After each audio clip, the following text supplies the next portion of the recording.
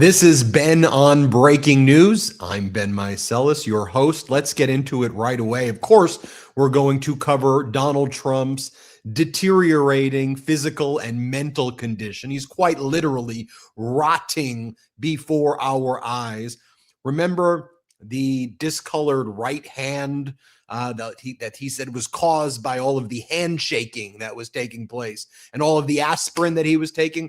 Well, now, while he's still in Davos, Switzerland, and he was meeting with his own axis of evil that he's calling a peace board, his left hand was deteriorating, discolored, bruised, and he had to walk out. They put makeup on his hand to cover it up. The Telegraph caught the photo of after they put some makeup on his left hand. But now the White House and their chief propagandist, Caroline Leavitt, is saying that what happened was he banged his hand in the corner of a signing table, causing it to bruise. And that's why his hand looks like that. Oh, we figured it out, everybody. So the right hand is from the excessive handshaking, and the left hand is because he knocked it into a table during his meeting with the axis of evil. We will cover that. But I want to start on a topic that the Trump regime doesn't want us talking about. Well, one of the main topics being their cover-up of the Epstein files. So let's always mention that at the top of any breaking news report because they're covering up a child sex trafficking ring. But this regime, they are predators on children in general. When it comes to attacking the American people, don't they seem to always go after the children first? Whether it's ripping away food and nutrition assistance, taking away school lunches, ripping away educational opportunities, healthcare. They always seem to kind of target children. And we're seeing with the ICE and Border Patrol Gestapo, the attacks on children. And by now, I hope you know about the story. And it's a tragic story of Liam Conejo Ramos. There he is in Minnesota, where ICE agents use this 5-year-old as bait to try to lure out his father in order to kidnap both of them. So Liam Conejo Ramos was walking back from preschool. His father was inside the house when an ICE or Border Patrol Gestapo, they're all masked, so it's hard to tell who's who, but they're all Gestapo. They grabbed Liam. You see the photo of him. I'm not trying to be hyperbolic. I mean, they grabbed him by his shirt and they walked him over, and that's how they got his dad to come out, kidnapped them both. Look at this 5-year-old. He's wearing like a Pokemon hat or something. Lured the dad to come out and then kidnapped them both, disappeared them to a concentration camp somewhere in Texas. And who knows what the hell is going to happen. There are also videos that I have an ongoing series here on the MeidasTouch Network. I call it All Hell Breaks Loose.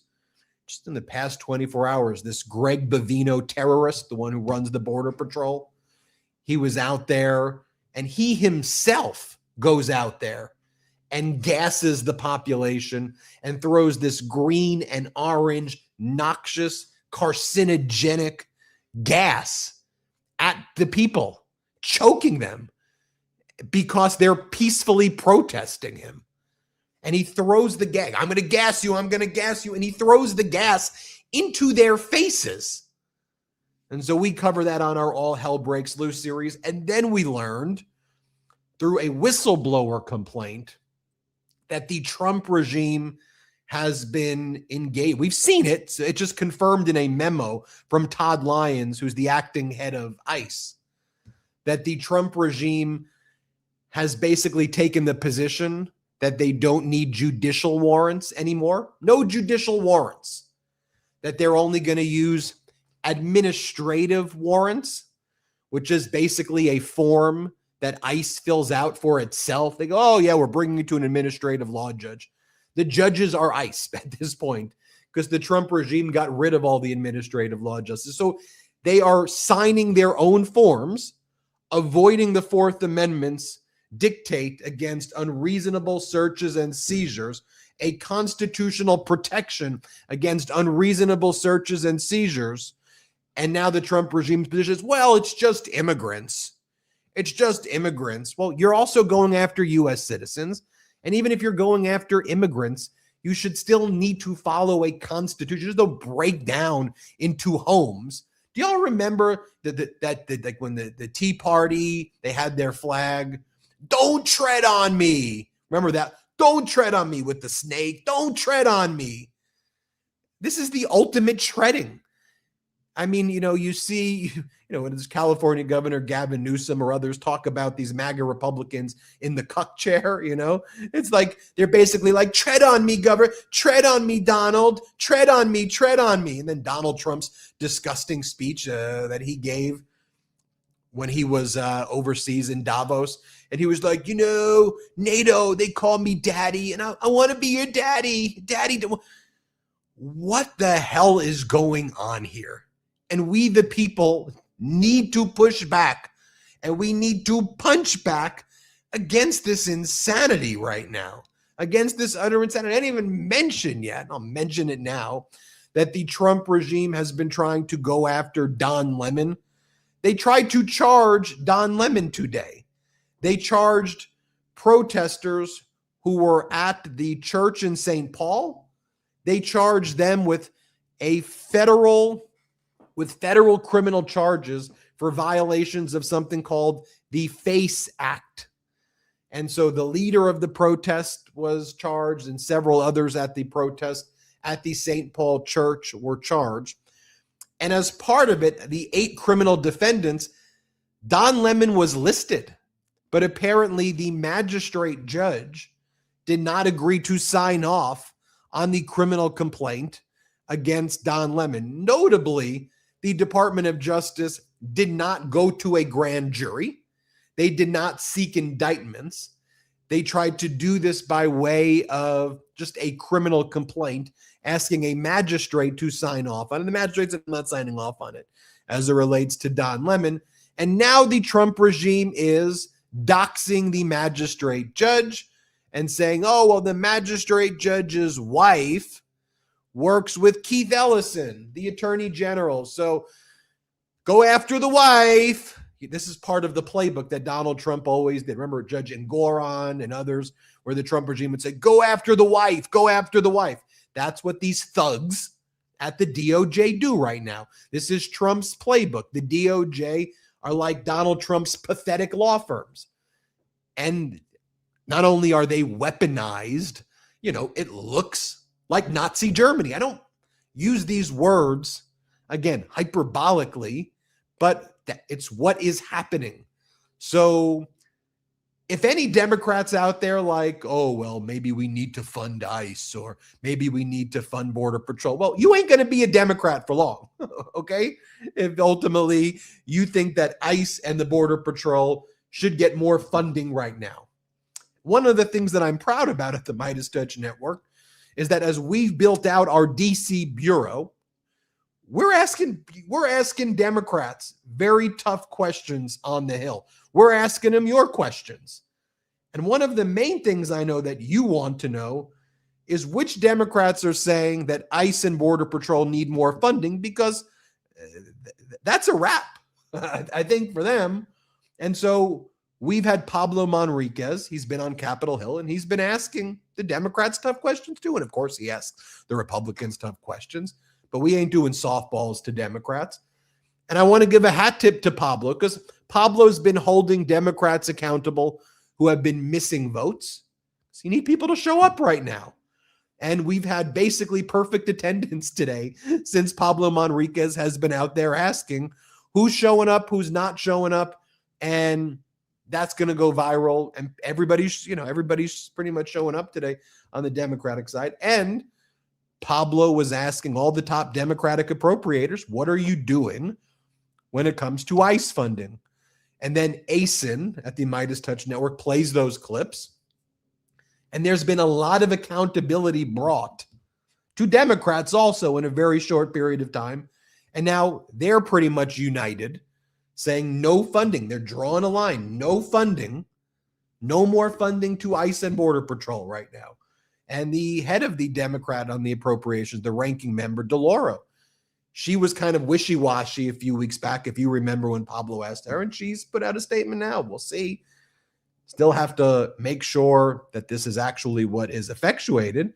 But the House Appropriations Committee ranking member, Rosa DeLauro, announced on the House floor she'll vote no against the Department of Homeland Security spending bill. It's clear more must be done.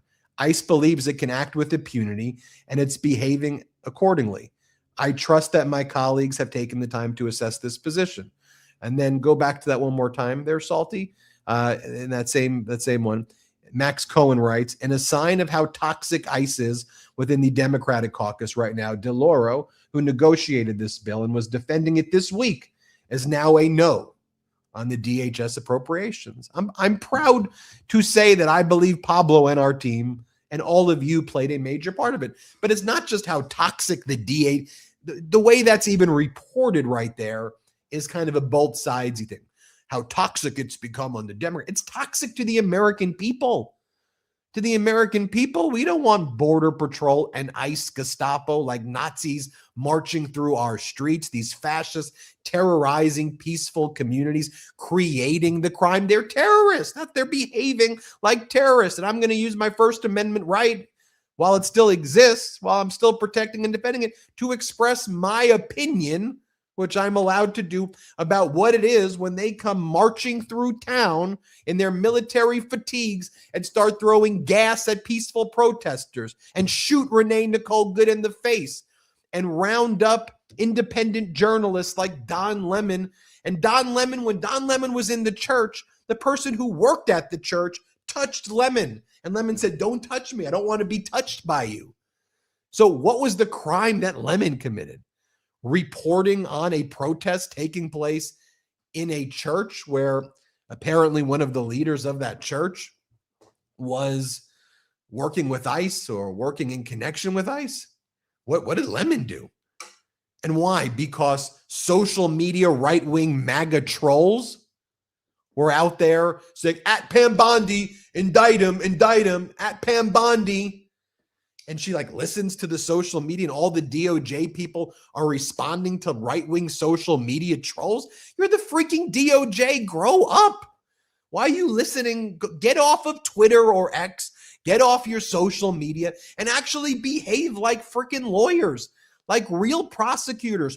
Grow the hell up and act like adults. You know, I did a video this morning. I hope you all have the opportunity to watch it with Dr. Gupta. And one of his criticisms of Donald, one of the things that he was saying about Donald Trump is the words he used was normal adult behavior. That Donald Trump's behavior does not constitute normal adult behavior. And when Dr. Gupta said that to me, if you saw the video I did with him, I was like, pause right there. I just want to let everybody know where we've come to. We've come to a place where the only accurate, objective analysis of Donald Trump is that he's not engaged in normal adult behavior. What's the point of the 25th Amendment if we can all observe somebody who's not engaged in normal adult behavior and one political party pretends that he is? And, don't give me, Biden this. Well, first off, the media relentlessly went after Biden every day because Biden was old. There's a big difference between old and slower and stuttering, which Biden did, and Donald Trump not engaging in normal adult behavior. There's a difference. When you would watch Biden's speeches, though, they were coherent. They were. And he was old, yes, and they were slower. And sometimes you felt bad and you were like, come on, man. And I'm sure that's how he felt about himself.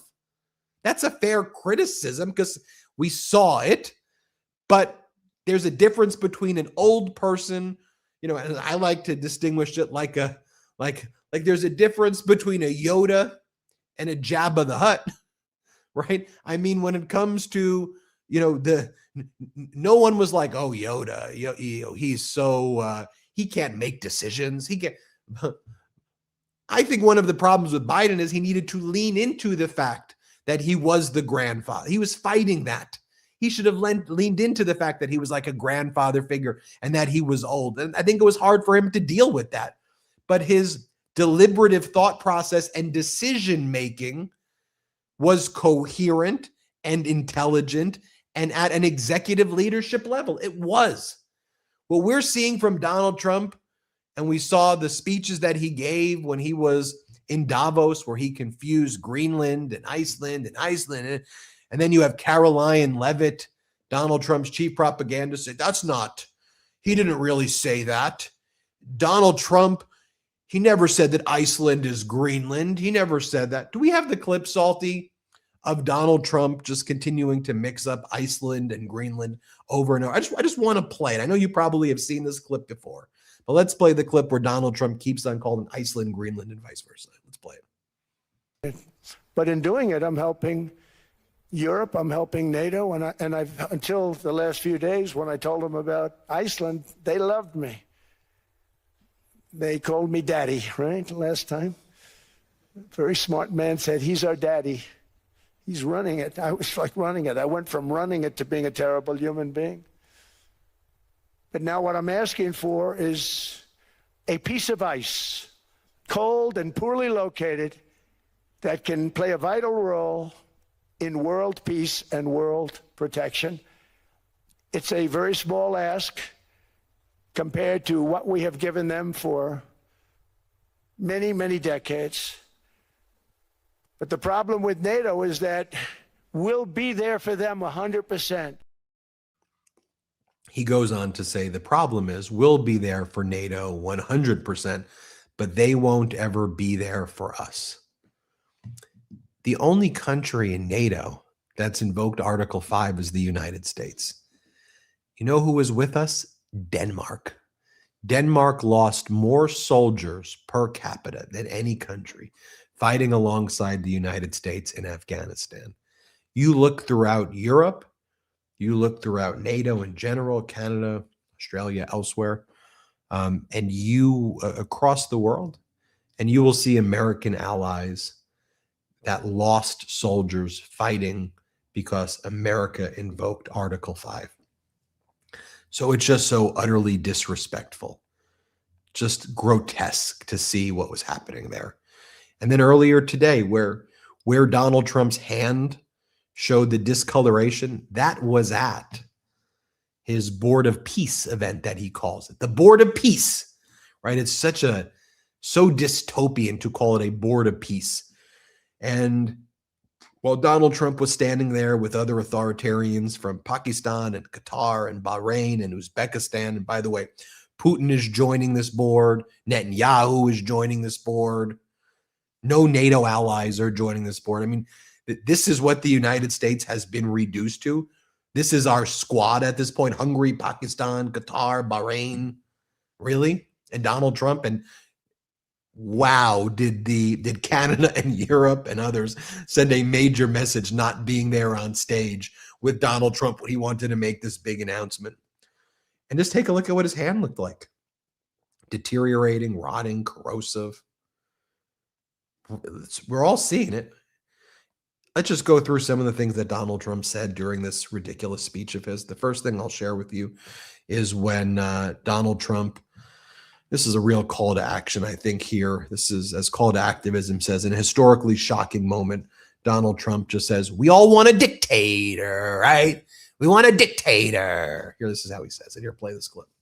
We had a good speech. We got great reviews. I can't believe it. We got good reviews in that speech. Usually they say he's a horrible dictator type person. I'm a dictator.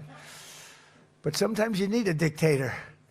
But they didn't say that in this case. And no, it's common sense. It's all based on common sense. You know, it's not conservative or liberal or anything else. It's mostly, I'd say 95% common sense, and that's what we have. So I just want to thank everybody for being here. It's such an honor. And if we can ever help, you're going to let me know. And I have a pretty direct line. I have a pretty direct line. What are you talking about? Then he attacks Canada. He says, Canada should be grateful to us. Canada lives because of the United States.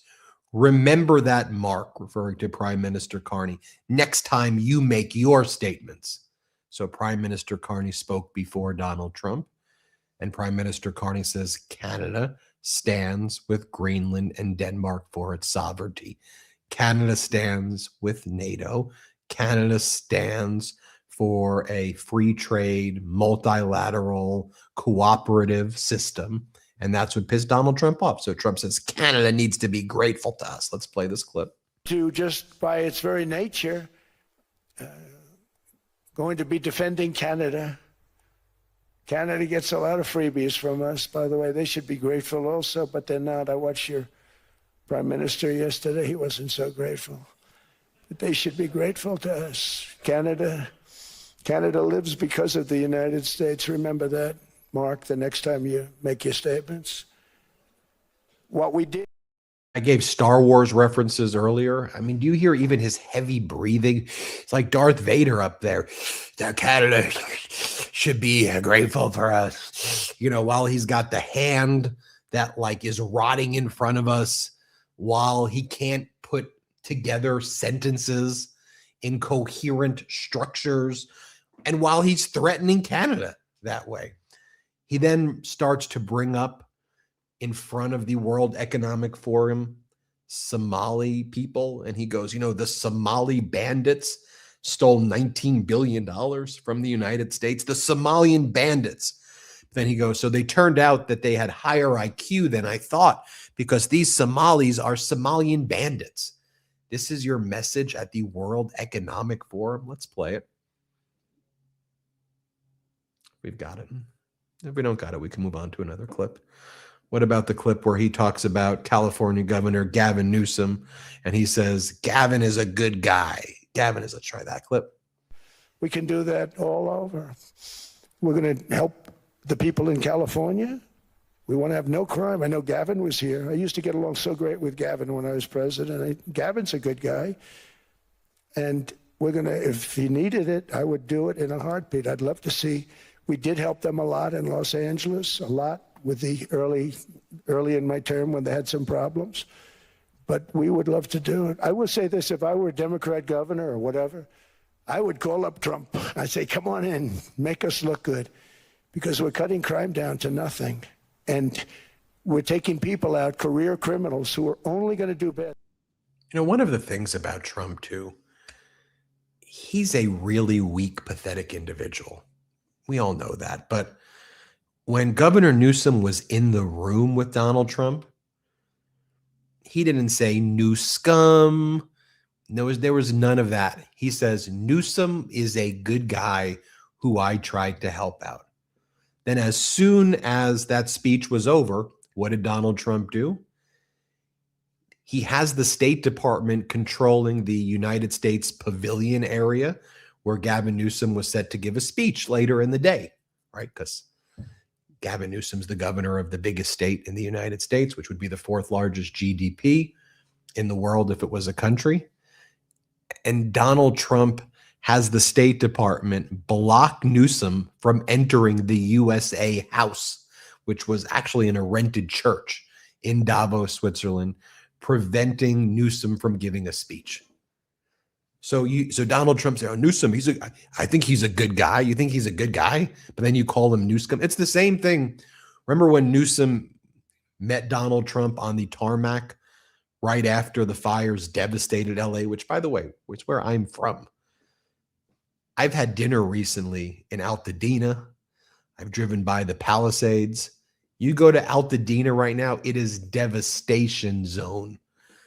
And people of Altadena, people of the Palisades need the federal government right now to provide emergency assistance packages, which Trump and his regime refused to do. Remember when Newsom 2 months ago showed up in D.C. to try to meet with anybody at the Department of Homeland Security and FEMA? They refused to meet with Newsom. They refused to, not even just Donald Trump refusing to meet with Newsom. Any person in Trump's regime at any level were given the order, do not meet with Newsom, when he traveled to Washington, D.C. to discuss the aid that was needed to rebuild areas like Altadena and the Palisades after the devastating fires. But remember when Donald Trump arrived, he was on the tarmac, and Newsom was like, okay, I'm here. You've been calling me new scum and saying, that I'm more focused on some fish over putting out fires or just stupid conspiracies theories. I'm here. Let's talk. And did you see Donald Trump like cower?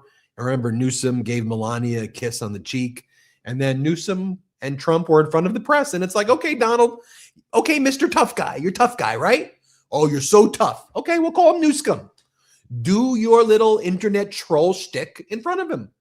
He's too scary. It's not even, Newsom used to say, it's weakness masquerading as strength. I don't even agree with that. It's weakness masquerading to me as weakness. It's humiliating. It's not even strong. I don't even know. And there's society in a general, I think it's to blame for normalizing this behavior and degrading the minds of so many people to think that these are qualities of a leader. Trump is a whiny, pathetic piece of trash human being. He's a scumbag.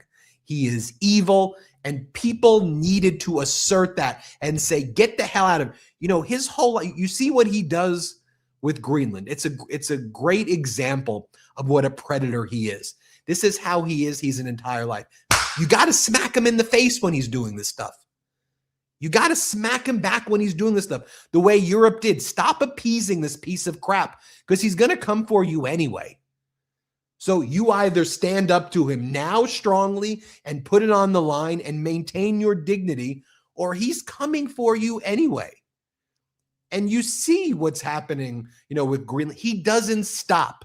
He is relentless. But when you stand up to him, he goes bankrupt. It's why so many things in his life have failed. It's why he's bankrupted casino after casino over and over again. When you stand up to him, but he won't stop. He's a sociopath, and it is a quality of a dictator, malignant, narcissistic qualities. And he does the Greenland. I want it. It's a piece of ice. I want it. I want it. I want it. I want it. Most people, when you tell them no, they stop. And maybe if they do it again, you go no, and they stop. Donald Trump doesn't stop. So the only way to make him stop is you have to assert yourself, and you have to say, get the hell away. And Newsom gets it there. Newsom gets it there, and when he stood up with Prop 50, to me, that was a big deal. You could all say a lot of things about Hakeem Jeffries, this and that, but I will mention one thing.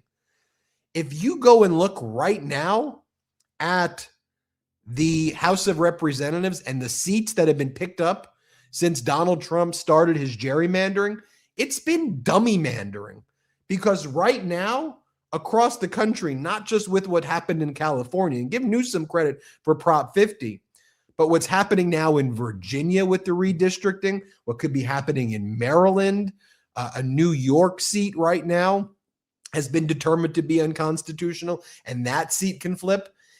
Based on all of Trump's dummy-mandering, Democrats could actually pick up +5 seats right now, because even with Donald Trump's fascism, there's an idiocracy also. And if you stand up to him, he loses.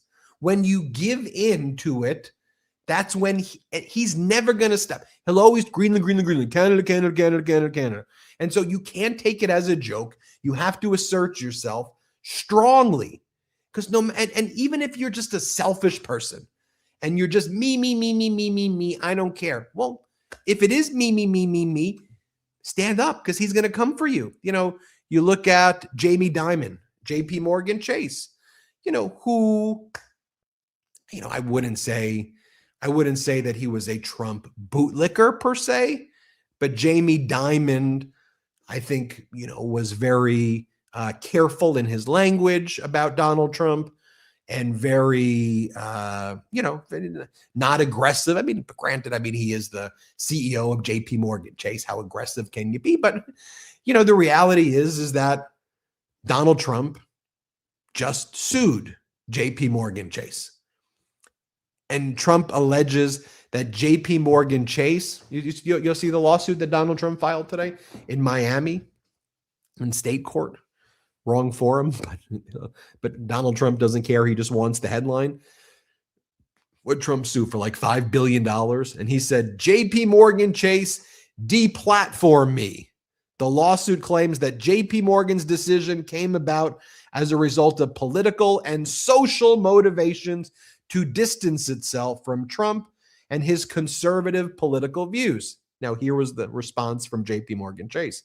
JP Morgan Chase does not close accounts for political or religious reasons. We do close accounts because they create legal or regulatory risk for the company. We regret having to do so, but often rules and regulatory expectations lead us to do so. We have been asking both this administration and prior administrations to change the rules and regulations that put us in a position, and we support the administration's efforts to prevent the weaponization of the banking sector. Even a pretty pathetic response, by the way, there. We appreciate, you just got sued by a fascist administration. You appreciate their efforts? The hell are you talking about? You appreciate their efforts. A fascist regime just sued you for absolute bullshit, and you are thanking them. It's just stupid. It's just stupid. The reality is that what their statement should say? Okay, game on. The regulatory issues are things that will now come out in discovery. And so if Donald Trump wants to make this about the regulatory risks, we're going to have no choice but at a trial to talk about Donald Trump's connections with foreign countries, because I'm sure some of the regulatory risk is who Donald Trump does business with. And we see it. We see it before our eyes, right? Donald Trump props up Delcy Rodriguez in Venezuela, the authoritarian leader there from the Maduro regime. And you have Diosdado Cabello, Maduro's enforcer. They're still running the show in Venezuela. They've clamped down on political dissent. You can be like, oh, well, didn't they release 30 political prisoners? Well, they just imprisoned 50 more. It's a revolving door. Anybody who's following Venezuela, I know maybe people we forget about Venezuela. All Trump did was prop up the authoritarian, screw over the pro-democracy opposition leader, make that pro-democracy opposition leader beg, and give him a Nobel Peace Prize that he's not even allowed to have. He stole her Nobel Peace Prize.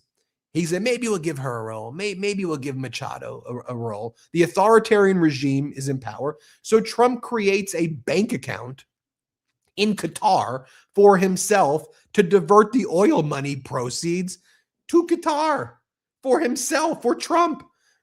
Not the Treasury, not for America, for Trump. Okay, and you know how the world adapts to that? Like that. Okay. Canada will send its liquefied natural gas to China. China will send its electric vehicles to Canada. The world moves on. $1 trillion strategic trade relationship between China and Canada. A 700 million consumer trade deal between the Mercosur countries, Brazil, Argentina, and Europe. By the way, all those puzzle pieces are shifting together to create the largest free trade alliance ever that's going to cut out the U.S. Imagine when you link kind of the trans-Pacific relationships that Canada is forging with its transatlantic relationships with Europe's Mercosur alliance. Do you see what's forming? Donald Trump likes to talk about a golden dome like an idiot. But if you want to look at kind of like a triangle or a diamond, if you will, with the U.S. being cut out and everybody else connected in free trade other than the United States, like, do you see that that's what's forming in front of us? And that's what Carney means when he talks about a new world order. And then the Trump regime people today were like, yeah, this is a new world order where America's first. No, this is America stupid. This is America last. And anybody who was at Davos and watching what took place there was looking at horror and shame and disgust. We found the clip of him talking about the Somalis. Let's play the clip of what he said to a world audience about Somalian people. Here, play this clip. To the United States. And despite that, we have the lowest crime numbers that we've ever had in the history of the country. Just came out. But equally importantly, we're cracking down on more than $19 billion in fraud that was stolen by Somalian bandits. Can you believe that Somalian? They turned out to be higher IQ than we thought. I always say these are low IQ people. How did they go into Minnesota and steal all that money? But do you also see how I mean, it's racist. So stipulated, Ben. It's racist. But he also equates fraud with high IQ. They're more high IQ than I thought. They committed a fraud. So it's racist and it shows his own criminality all at once. You know who likes criminality and fraud and hates democracy? Who's joining Donald Trump's fake peace board, his axis of evil? Putin. Putin. Trump went to Davos and made an alliance with Putin and Lukashenko and Pakistan and Qatar. Great job. Great job, Donald. I mean, again, we can't normalize this. I don't want to be in an alliance with Vladimir Putin. And then why wouldn't Zelensky join the peace board? I don't know, maybe because Putin, who's engaged in war crimes and crimes against humanity and is killing Ukrainians and invaded Ukraine, is a part of it, and you're calling it a peace board. Yeah, maybe Zelensky doesn't want to join a board with Lukashenko of Belarus, who's working with Russia to try to kill everybody in Ukraine. Just maybe that's happening. And by the way, I know that a lot of attention is there's a lot of places to divert our attention, but there were multiple innocent journalists who were killed in Gaza yesterday. It's not like there's peace there, right? Part of what Donald Trump and this axis of evil we're talking about was New Gaza. And they have this like weird AI slop photos of what New Gaza looks like while the atrocities are still being committed in Gaza. And so I don't want to do a broadcast ever and not mention the fact that Israeli troops are killing innocent people in Gaza yesterday. And Netanyahu's joining this board with Donald Trump as well. Let me show you Putin, though, right now. Here's what Putin said about the peace board. Let's play it. I think we got the clip of Putin. Do we have the clip of Putin? I think that we could contribute $1 billion to the board of peace from the frozen assets assets frozen by the previous administration, and the remaining funds from the funds frozen in the United States could be used to rebuild territories that suffered during hostilities once we sign a peace deal between Russia and Ukraine. Let me show you what Gavin Newsom had to say. Then I'll show you what AOC, Jasmine Crockett, and others said. California Governor Gavin Newsom was asked about Donald Trump's speech, what he made of it. Let me show you California Governor Gavin Newsom. Let's play it. Did it stand out to you that he said Iceland multiple times when he was talking about Greenland? And that every time a windmill turns, it costs $1,000. A lot of stuff stands out. None of this is normalized. There's a normalization of deviancy and consciousness and, comments and commentary. No other president, he's held to the curve. He's graded on a curve. I mean, it's really some jaw-dropping and remarkable statements that just, fly in the face of facts and evidence and common sense. So, but you've heard them over and over and over again. Again, for the European audience, that may have been a new speech. My God, there wasn't anything new about that speech for the American audience. The only thing that was new is he said he's willing to negotiate, but wait a sec, that's not new either, because EU's been saying we've wanted to negotiate for over a year. You criticize. Next, I want to share with you what AOC, Jasmine Crockett, what they had to say. And by the way, this footage is brought to you by our Washington, D.C. Bureau. So let me just give a shout out to all the Meidas Mighty watching this. So when you join our YouTube page and you click join and you gift those memberships to people, that's one of the ways that we grow, right? I mean, Fox, CBS, and those other channels, they have right-wing oligarchs prop them up and give them billions of dollars. The MeidasTouch network beats those networks in views and engagement. And one of the ways we do it is by saying, hey, can you join this YouTube page and gift memberships to some people? And that's how we built the DC Bureau. That's how we were able to hire the people there who are getting you these clips. And now you all are driving the narrative on Capitol Hill, because we then use the megaphone that you've helped us create to get out these messages on a day-to-day basis. And everybody on Capitol Hill tells me, from all of the congressional offices, Senate offices, from both parties, when I speak with their staff, they basically say, when Pablo is around, we know that whatever we say to him is going to drive the news on any given day. And I said, that's the power of the Meidas Mighty. So make sure you're subscribed to our YouTube page. Subscribe to the MeidasTouch on audio as well, because that helps with the audio algorithm. And MeidasPlus.com is our Substack. Subscribe there, but click join. Gift memberships to people if you can. Okay. Here's what AOC had to say about Donald Trump's cognitive decline. Let's play that clip next. Real quick, how big of a factor is Donald Trump's cognitive decline, given what we're seeing at Davos? I think that the president has been acting in increasingly erratic ways.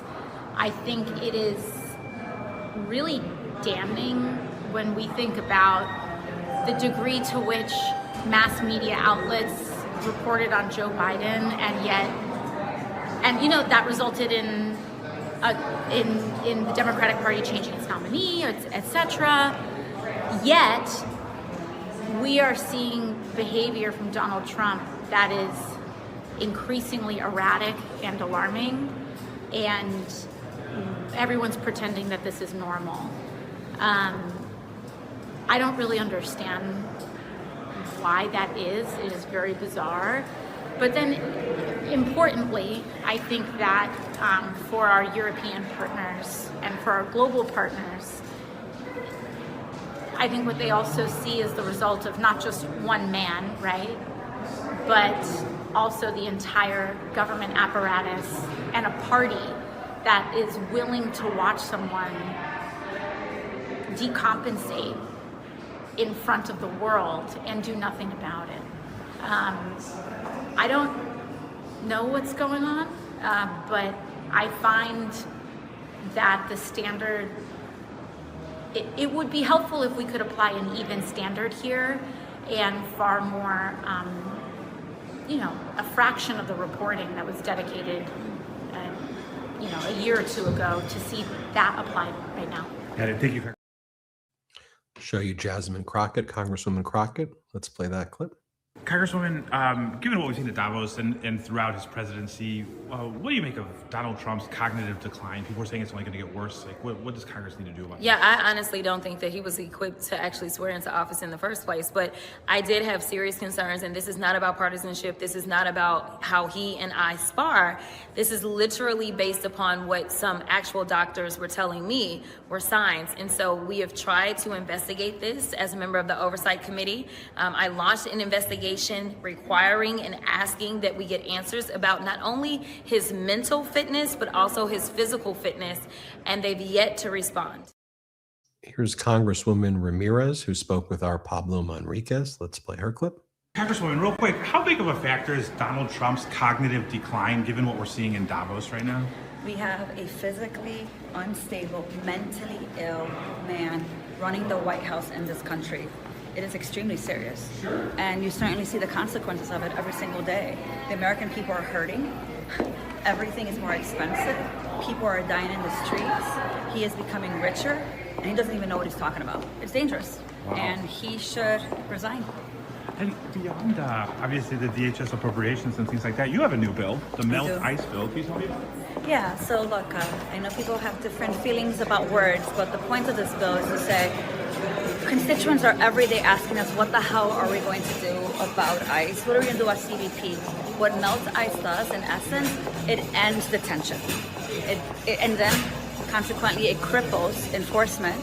So it means no more funding for detention, no more funding, in essence, for enforcement, and the money that is being spent right now to kill people, to abduct people, to put 14-year-old boys with autism into detention would actually go back to the communities that have been most impacted by the ICE operations. So it's a bill with, I'm actually really proud of co-leading with Congresswoman Yvette Clarke from the New York delegation, and that I hope more and more of my colleagues will jump on, because it's actually a bill that's tangible action to make sure that ICE is accountable and that not one more dollar goes to a plan of abduction, of kidnapping and tear gassing children. Got it. Next, you have Democratic Congressmember McGovern. Let's play his clip. Congressman, real quick, is Donald Trump's mental health a concern for you after some of the things that he's been saying in Europe? Well, he said a lot of crazy shit today at Davos. I think it's time to take the keys away from Grandpa. I mean, he doesn't seem like he's all there. I guess some of my Republican friends are saying we should be comforted that he said he's probably not going to use force in Greenland. I don't trust the word he says. I wouldn't trust him to tell me the correct time. Don't forget, before the Christmas break, they said they weren't going to do anything in Venezuela. Susie Wiles in an interview said they'd come to Congress for us. And when we're on break, what do? They go into Venezuela. So, this is this president who writes, letters complaining that he's not going to be peaceful anymore because he didn't get the Nobel Peace Prize. This is unhinged, and this is just nuts. What is, for the rest of the term, what's your message to your Republican colleagues about his cognitive decline? Yeah, like I said, it's time to take the car keys away from Grandpa. They need to wake up. They need to. This can't be normal. I know. And I'm so sick and tired of Republicans coming up to me privately and saying, "Oh yeah, this is unhinged. This is crazy. Oh, he's off his rocker." And then publicly, when you ask a question like, "What do you think of him?" "Oh, he's the greatest president in the world." This is our country, for God's sake. And he's threatening our NATO alliance. And the whole world is like, what the hell is going on here? So this is a moment for Republicans to, grow a spine and actually put their country ahead of their own, re-election. Got it. Thank you, Congressman. Right, Appreciate it. Right. And then Donald Trump claimed that he made a deal with NATO over Greenland. And then information leaked about it. And it was like, well, America will get to claim that the areas surrounding its military bases are part of the United States. And so America will get its territory in Greenland. Denmark never agreed to that. Greenland never agreed to that. Mark Rutte from NATO said that he never even talked to Donald Trump about that. So Donald Trump saw the stock market crashing. Europe stood up to Donald Trump and imposed, it said it was going to impose a trade bazooka on the United States when Donald Trump claimed that he was going to tariff these European countries who were sending special forces to Greenland. Those countries haven't removed their special forces. They've only increased the special forces from France to Germany, Denmark. You go look, there are more troops. There is a war footing and war posture in Greenland right now. There's no deal. He makes up fake things. He left and did a deal with his own demented head. And this is what he's done over and over again for the past year. He makes up fake things. And China says that they're going to, no, they didn't say any of this. You're making it up. I spoke to India and India. No, you didn't. You're making it up. You're making a, and look, on the one hand, it allows state regime media, Fox, to report it on these things to, I guess, give their base. You see, Donald Trump did it, but he didn't do it. And all this is doing is hurting people. The threats, the chaos, every aspect of it is one gigantic fraud. Like Donald Trump's life is one gigantic fraud. He is a predator. He is a fraud. And he's behaving that way right now on the international stage, covering up a child sex trafficking ring. Our DOJ is blatantly covering up a child sex trafficking ring in plain view. They don't care. They don't care. I care. Do you care?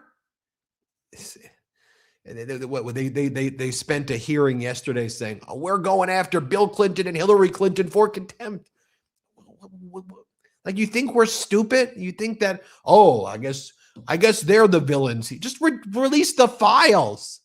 Just release the files. So here, though, is how state regime media then basically promotes the insanity as though it's normal. You've got this clown, Will Cain, and Will Cain's like, we've got great news to report here on Fox News. A big deal was struck between the United States and Denmark for control over Greenland. Now, we don't have a lot of details, but we can tell you all, Fox viewers, this is going to be a very big deal for you. I mean, just watch him. Watch this madness. Here, play this clip.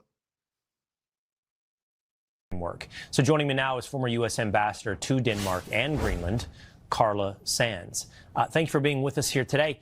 I don't know if you have more information than what we've been able to gather so far on the framework of this potential deal. What is your suspicion on President Trump described it as an infinite deal, a big win for all parties, which is an interesting framing considering earlier today he said, who in the hell in their right mind would want to lease or license presence on Greenland?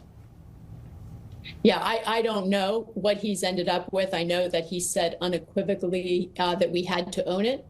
And I had thought it would be a COFA, more like a free association, but that's not what that is. So does it look more like our relationship with Puerto Rico? I'm looking forward to learning as much as you are about this new deal, that the framework is in place. But it's really encouraging. It's really encouraging? What's encouraging? It's really encouraging. Did you hear it? It's really encouraging. Maybe it'll look like our relationship with Puerto Rico. What the hell are these people talking about? Don't you all watching this just sometimes feel like you are the last survivors in a zombie movie? And you're just like, am I the only person who's not a zombie? But the reality is that there's far more of us than these zombified MAGAs. By far. But they want us to feel that we're all alone, and they want to gaslight. This is very, very, very good news, right? Well, what's good news? He made up a fake situation. He created a fake crisis, made up a fake deal, and you are analogizing it to Puerto Rico and the United States. What are you even talking about? You're living a fictional weirdo world that is going to be doing generational damage to the United States of America, because even if you have some normal president who takes over in a few more years after this despicable term is done, the world's going to be like, if you were willing to deal with this guy and not get rid of him after and let him serve a full term, sure, you may have a normal person now, and that person's going to have to do what Obama did and what Clinton did, right? Fix the mess of the prior Republican administration before it. All the while, the Republicans in the House and the Senate, they start saying, oh, you're not being fiscally responsible. Oh, you're the one who's creating these issues, when he's fixing the problems of the arsonist that is Donald Trump. But I think the rest of the world's going to be like, yeah, we don't trust you anymore. So we appreciate it that you put someone normal in right now, but arm's length, please. We're no longer partners. That's the systemic damage and generational damage that this guy is doing. And I'm not speaking as a partisan. I'm not speaking as a Democrat, or I'm trying to speak to you as a human being who's observing this with you. Like, what the hell is going on here? And I'm just sick and tired of the gaslighting, right? I mean, what J.D. Vance, this is typical abuser behavior, typical predator behavior. He goes into Minnesota and he's like, calm down, everybody. Calm down. You're all getting a little bit worked up. I never made any statements saying that officers should get absolute immunity. That's not what I said at all. Here, let's play this clip of J.D. Vance from earlier today saying he never said that officers should get absolute immunity. Let's play it. After the Renee Good shooting, sir, the administration seemed to suggest... Yeah, well, you can go next. Oh, no, I'm sorry. I thought you pointed it No, out. that's fine. I'll take both. After the Renee Good shooting, sir, the administration seemed to... After the Renee Good shooting, the administration seemed to suggest that ICE officers enjoyed near complete immunity. But today you told the Washington Examiner that when appropriate, the administration might take disciplinary actions against ICE agents. So is that a change of opinion? And if so, why the change in tone? No, I didn't say, and I don't think any other official within the Trump administration said that officers who engaged in wrongdoing would enjoy immunity. That's absurd. What I did say is that when federal law enforcement officers violate the law, that is typically something that federal officials would look into. We don't want these guys to have kangaroo courts. We want them to actually have real due process, real investigation, because again, sometimes they're accused of wrongdoing, and it turns out when you learn the context, they didn't actually do anything wrong. But of course, we're going to investigate these things. Of course. You're not going to investigate it. You literally did not investigate Jonathan Ross. You investigated the widow of Renee Nicole Good, and you're trying to throw Don Lemon into prison while Jonathan Ross walks free. And yesterday or 2 days ago, you said absolute immunity. We have the tape of you saying absolute immunity. Here's the tape of you saying it. Here, play this clip. The precedent here is very simple. You have a federal law enforcement official engaging in federal law enforcement action. That's a federal issue. That guy is protected by absolute immunity. He was doing his job. The idea that Tim Walz and a bunch of radicals in Minneapolis are going to go after and make this guy's life miserable because he was doing the job that he was asked to do is preposterous. Like, that alone should be disqualifying. That alone, I mean, there's obviously so many other things that should be disqualifying about that guy. But that alone, right? In normal times, that should be it. Done, gone, fired, public pressure, front page, New York Times. We all heard it. I mean, what more of a smoking gun do you need on them than what I just showed you? On the one hand, that's ridiculous. Who would say they have absolute immunity? You, yesterday. Yesterday, you. That's who said it. Okay? And so stop giving us this crap. And as you round up 5-year-olds wearing their Pokemon hats and use 5-year-olds as bait to go after their parents, as you are terrorizing communities, this is what predators do. They go, what we're trying to do here is we're just trying to find the sex offenders. 1600 Pennsylvania Avenue, if you want to find. We're just trying to find the sex. That's why we're doing this operation. It's a special operation, right? That's like Putin's words. Special operation to find the sex offenders. And do you notice when Kristi Noem goes on the weekend shows, that's what she says? We're going in there and we're finding the pedos and the rapists. Y'all are covering up the Epstein files. Don't lecture us on you finding the pedos. Okay, because y'all are covering up for the biggest pedo ring that there is. So don't lecture us on that. But you know what? This is not you. Oh, first play the clip of Vance saying that that's what they're doing. They're going after the sexual predator. That's what's happening on the streets of Minneapolis. I guess the people of Minneapolis and St. Paul, y'all are just getting carried away because JD is just trying to find the sex offenders. Here, play this clip. Specific types of cooperation that we need. Look, I don't need Tim Walz or Jacob Frey or anybody else to come out and say that they agree with J.D. Vance or Donald Trump on immigration. I just don't need that. What I do need them to do is empower their local officials to help our federal officials out in a way where this can be a little bit less chaotic and it can be a little bit more targeted. Like if we're trying to find a sex offender, tell us where the guy lives. I'm just reasonable. I'm just JD. I'm just a reasonable guy. Okay. We're just here trying to find the sex offender. If we ask you for it, just tell us where the sex offender is. Why aren't you helping us? That's all we're here for. I'm not sure what this accent is, by the way. But that's all we're doing. We're the good. Just come on.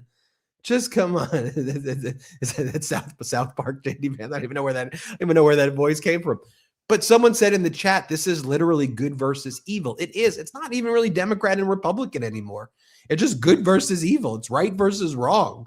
And these MAGA Republicans are on the side of fascism. They're on the side of evil. That's it. That's it. That's a non-political position by me because I'm observing their behavior, and their behavior is evil. It's cruel. It's unusual. Every day, and it gets weirder and more dangerous and more deranged every single day. It is good versus evil. We put the whole special counsel Jack Smith. I'm not going to talk about Jack Smith on this. We showed the entire Jack Smith testimony live.